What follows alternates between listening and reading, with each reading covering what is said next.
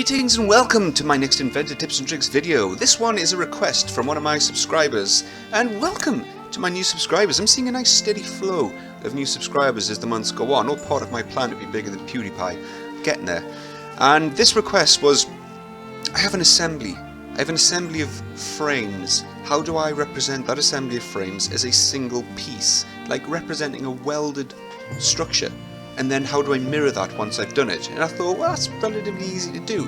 But what I'll also do at the same time is I'll kill two birds with one stone. And I'll do the frame generator. I'll cover the frame generator briefly, at the same time as showing how to take an assembly, put that into a single part, and then mirror it. So what we're going to start with is the frame generator. Now, disclaimer before we start this, depending on who teaches you how to use a frame generator, they'll recommend different workflows and different methods. None necessarily are wrong and none necessarily are right. Some easier than others, but it kind of depends who you are, what your preferences are, and also where you work as well, because different companies will, some tend to not let you use the frame generator, and some are a bit more strict with it, and some just let you go balls out, balls to the wall with it, and do what you want. So either way, what we do, we're going to start with an assembly. So I've got a blank assembly here, and I'm going to start by sort of prepping and dressing the frame generator environment and give it something to work with. Now, what I tend to recommend people do with the frame generator is to create a skeletal model, and that skeletal model is the founding. It's like the foundation that you place your frames on, and that can either be a sketch, a 3D sketch, or a solid model. Personally, it does kind of depend on what you're going to be building, what kind of frame it is. If it's handrail and it's kind of all like a linear flat piece of framework just going in a straight line, then a sketch will do. But if it is a frame like a chassis or something like that, then you may get benefit from a solid model. So I'm going to start by creating this solid skeletal model. Now the component name, we're going to actually create a part file that will be the skeletal model. So I'm going to call this the skeletal model. Now if you are working in a production environment that does have part numbering schemes and naming conventions that you need to go by, you may need to call the skeletal model something that adheres to your part numbering or file numbering scheme. But I'm kind of just working in my own office here, so I can do whatever I want. So I'm going to call this skeletal model skeletal model. The location, well, I've created a folder called frame, and again, the location of where it is, I would tend to put the skeletal model in the same folder as the actual frame is going to be, just for ease of finding it and locating it in the future. But again, for me, I'm not working with Vault at the moment, so I can put it wherever I want it to be. The most important part about this, though, is you must always do this. The BOM structure of the skeletal model must be reference, and I'll explain why later on. If you're not familiar with what these are, please let me know, and I'll create a video which explains what these BOM structures are, because there's a surprising amount of people out there who don't really understand what these are, but these are actually really important when you're working with Inventor. So we're going to make the skeletal model reference, and we're going to hit OK.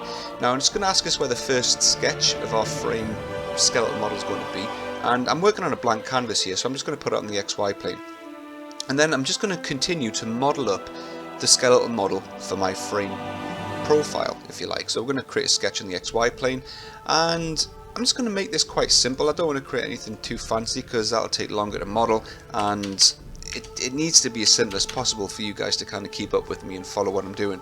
So we're going to create, again, you know, it's going to be a bit of framework here, so it needs to have a bit of size to it. So we'll say 500 by 500. And what I'll also do, I tell you what, just to make it a little bit more interesting, I'll put an extra bit on the end here, say 250 by 250. Let's make sure that's going down and then across here. So we've just got like a little notch on the end. That'll do. We'll finish that. It's fully constrained, so that'll do me. Okay, the next thing I'm going to do is extrude this up to create the solid model. So let's just say it's going to be 250 in depth, both of these profiles here, and we'll do it symmetrical. Okay, so that's essentially what my frame is going to be modeled around. The whole point of this is that when I do go into the frame generator environment, I'm going to be placing frames on the edges. So these edges here, the faces are essentially, they're not much use to me. I've created this structure so I can place frames on these edges, and the frame structure will follow the outline of the solid model. So hopefully you can see and you can vision what I'm doing and where I'm going with this. What you can also do as well, if you do have cross members, is you can create additional sketches on, say, the top face here, and, you know, draw a cross member going from here to here if you wanted to, and then that can also be a sketch line where a frame will go. If you wanted to do that, I'm not going to do that. I'm just going to take that off.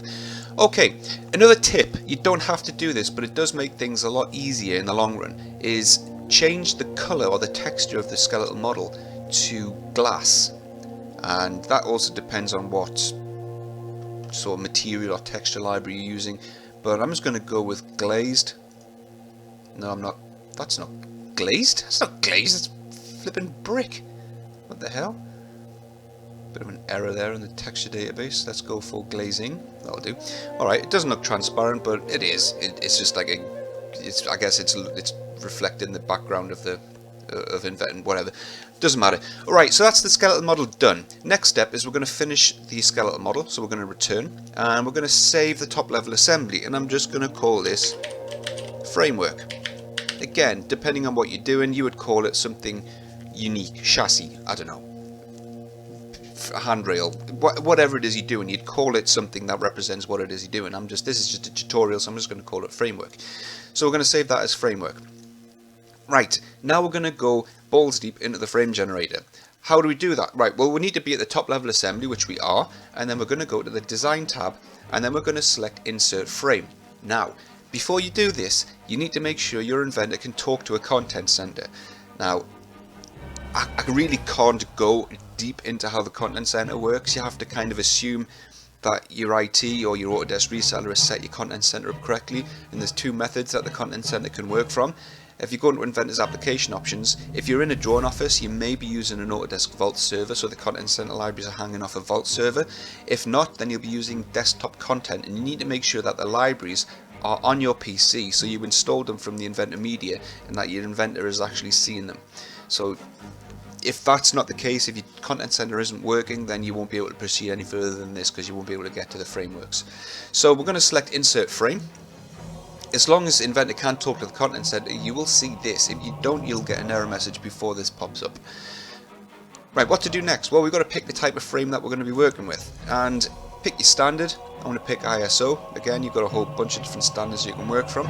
The family, that's the type of frame that we're going to be working with. So is it going to be hollow steel square section? Is it going to be, rolled round section? Is it going to be an angular bit of framework? There's loads of different types that we can work with here. So I'm just going to keep it simple, and I'm going to go with a bit of square. Yeah, cold formed, welded, structural hollow square section. That'll do. For the size, again, this is all sort of standardized textbook size as a framework that Inventor lets you work with, and it assumes that we can buy these pieces and get them made. If not, if you want something that's bigger than what the standard sizes are, you can edit the content center and create bigger pieces, but again, that's a different story and something I really can't go into at the moment. So let's just pick something relatively small, let's say 50 by 50 by 3. The material, we're going to keep that as mild steel. The appearance doesn't matter, but you can give it a different texture if it's going to be painted, for example. And then for the placement, well, you can either pick the edges, just click, click, click. However, if you know that there's going to be a bit of frame on every single one of these edges, you can just hold down the left mouse button and then select everything. Just be cautious though, if you do have additional sketches inside here, it will put a frame member on the sketch line and on the solid model edge line as well. So remember when I created a sketch on this top surface and I projected the geometry through, I would have had a sketch line going along here and here, etc. There would have been a sketch line and a solid edge, and I would have ended up with two pieces of framework on top of each other, which kind of screws up your bill of materials and your parts list later on. So don't do a window select if you've got sketches in there. Okay, for the rest of this, what we can do is we can change the orientation of the framework. I'm happy with it going through the center. If not, just to sort of highlight how this works, the orientation is where the frame sort of roots itself. Sometimes it doesn't kind of make sense. It depends on the orientation, depends on the angle, what work plane you selected, your first sketch, all that sort of stuff. But we can change the orientation using this here. We can also offset it, so if you wanted to like sit on the top there, so the frame's essentially sitting on top of the solid model, but you can then apply an offset to sort of bump it up a few mil if you wanted to. And again, that's sort of situationally dependent.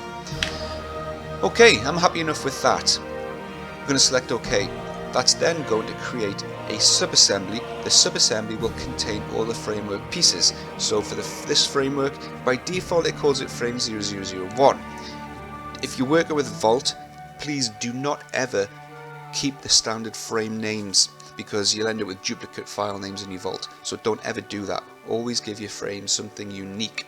So I'm going to call this, I don't know, I'll just call this my framework, but again you can call it whatever you want.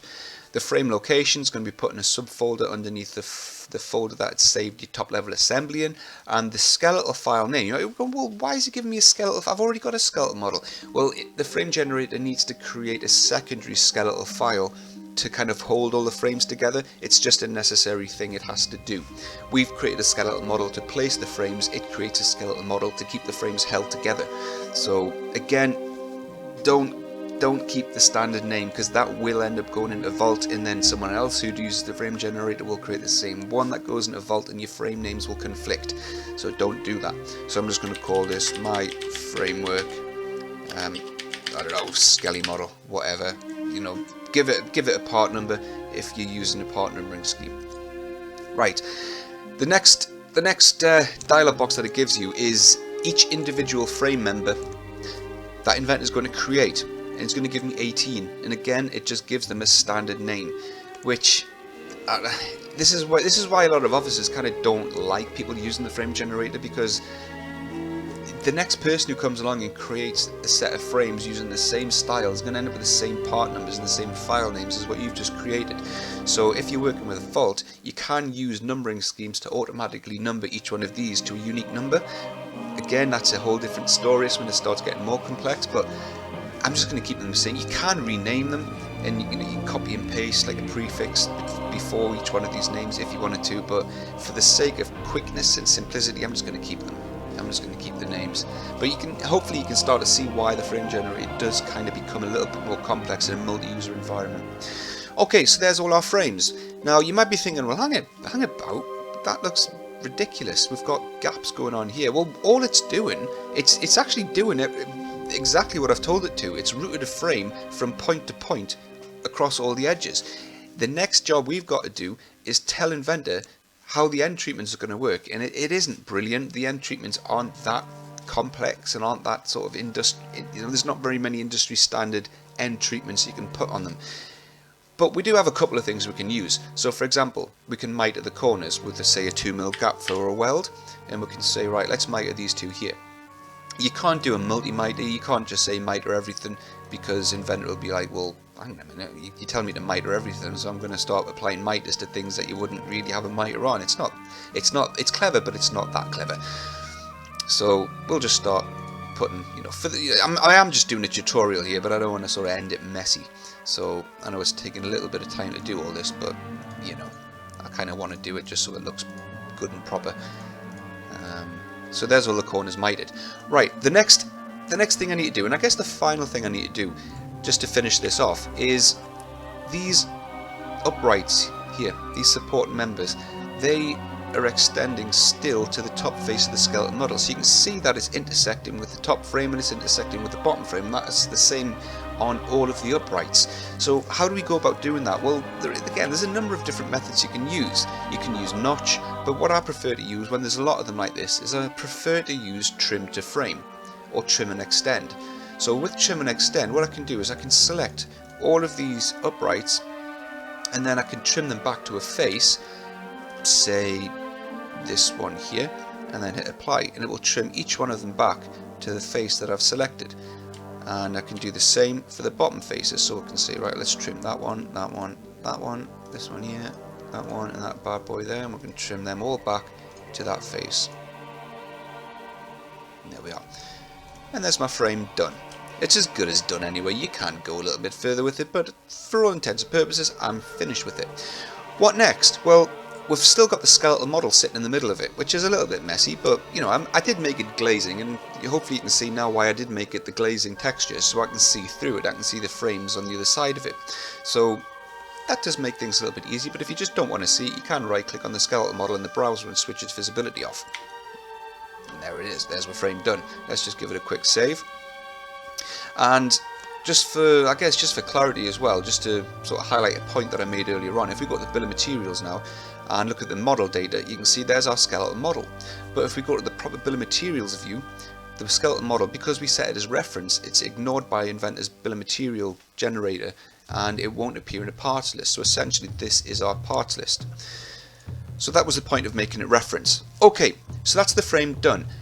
It's still an assembly. So the question from one of my subscribers was, how do I take an assembly such as this and represent it as a single piece? Because it will be welded together into a single framework. It'll be a single piece. Well, okay, how do we go about doing that? Well, there's a number of ways of doing it, but what I would say the simplest way of doing it would be to be in the assembly itself. So we're at the very top level of it, and we're going to go to this option here, and we're going to select shrink wrap.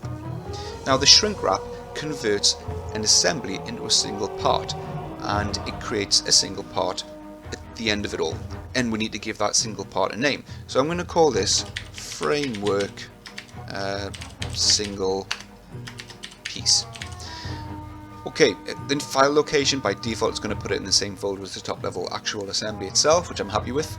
And the BOM structure, again, you know, you could set this as purchased, because do you make the frame or do you buy it in? If you buy it in, you would set it as purchased. If it's not going, if you're making the single piece, so you can put it into another assembly to say mount, I don't know, maybe you want to mount a bracket on it and you just need the assembly to, or you need the framework to be in that bracket's assembly for mounting purposes, you'd make it reference so it doesn't appear in the bracket's bill of materials. You know what I mean? So, but no, I'm going to keep it as normal, and then we're going to hit OK. Right, for the shrink wrap options, right, we've got a number of different options here. Shrink wrap can also be used to remove pieces and features from your assembly. For example, say if you're going to be sending this out to a customer or to a client, and you want to retain a little bit of IP. You don't want to let them know where you're going to be drilling holes, how it's built, that sort of stuff. Well, you can start removing geometry and removing parts and patching up holes. We don't want to do that for this. We want an exact one-to-one replica of the original assembly, but just as a single piece. So I'm going to unselect all the simplification options. I'm going to have no hole patching, and for the options at the bottom, I don't want to remove any voids. I don't want to break the link with the parent assembly, and for the style, I'm going to make this a solid body and keep the seams between the faces, and then hit OK. And quick as you like, it's done. This, what you're looking at now, is the single part representation of the assembly, and in the browser we've got it's like a reference back to the original assembly. It lets us know that our assembly was made up of all of these pieces, or our single part was made up of all of these pieces, and we can save that. Done. Right, let's shut them both down, do an open, and there's our single piece. One part. Done. And that's how you merge an assembly into one part. But how do you create the mirror of it? How do we get this piece and have the exact same piece but mirrored? Well, that's easily done as well. So what I'm going to do is start a new part file. We're going to go into a new standard IPT, and then on the Manage tab, we go to Derive component. We're going to derive our assembly, well, not the assembly, but the single piece that the assembly has derived, and then we're going to mirror that part around. Well, this depends. It depends on which plane you're going to mirror it around. If we look at these, or we'll look at the 3D triad at the bottom, if you just want to mirror it sort of, say, around that face there, so this section here sort of appears down here, you would mirror it around the XZ plane, like that. And then what we're going to do for the derived style, we want to have it the same as the original, and we want to show all the objects, scale factor. We don't want it to scale up or down, we just want it to stay 1-to-1, and then there's the mirrored piece, and we can save this as framework single piece, I don't know, again, depends, underscore mirrored, and there's that done. Okay, what next? What was the benefit of doing all that? Well, if we were to create another brand new assembly, what we can now do is do a place component, and we can place the single piece and the mirrored piece into one assembly, and we've now got just two simple parts in our assembly but mirrored, and there you are. Look at that. Isn't that good? We can, well, I'm not going to bother constraining them together. You can kind of see where I'm going with this. But what was the benefit of doing all that? I could have just done it a different way and everything would have been fine. Well, yeah, you probably could have, but here's a benefit. If I come back to the original assembly, so this is the sort of driving assembly that's now driving those single pieces and the mirrored one. If I was to go to the original skeletal model and let's say change the original feature, the original solid skeletal model, and make that say 500 high, so I'm drastically changing the framework. All of my frame pieces update because it's done by the frame generator. They're all adaptively linked to the skeletal model, and I can save this. So if I shut this down, my two pieces now show that they need an update, and if we update them, there you go. Everything's updated, everything's adaptively linked and joined together. So that's how you create something using the frame generator. That's how you would then take that assembly and represent it as a single piece, and then that's how you would then mirror that single piece to create a sort of right hand left hand representation of them. Okay, hopefully you found that useful. If you did, please press like on the video, it helps me out a lot. Shares it around. If you didn't like it, please press dislike, put a comment if your feelings are a little bit more complicated than that, and don't forget to subscribe if you haven't already subscribed, and put a comment in if you want to request any future videos. And thank you very much guys for watching it, and until next time, see ya.